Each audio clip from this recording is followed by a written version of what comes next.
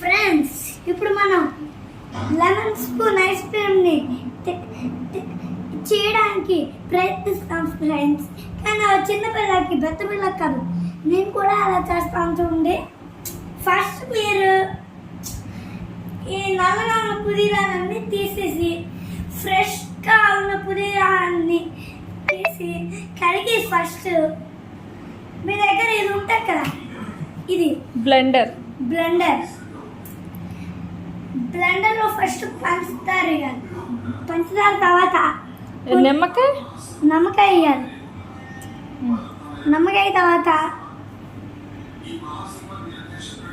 పుదీనా వేయాలి. దాని తర్వాత మిక్సీలో పెట్టి ఇలా నొక్కాలి. అప్పుడు అంటే కొద్దిసేపటి తర్వాత ఆపేయాలి. ఆపేసి మీరు ఏం చేస్తారంటే వీటిని తీసుకెళ్ళి ఐస్ క్రీమ్ కప్లో వేసి డీప్ ఫ్రిడ్జ్లో పెట్టేయాలి. దాని తర్వాత మీరు రేపు ఎర్లీ మార్నింగ్ చూస్తే మీకు కరెక్ట్గా ఐస్ క్రీమ్ వస్తుంది. Thank you friends. ఈ వీడియోని సబ్స్క్రైబ్ చేసుకోండి.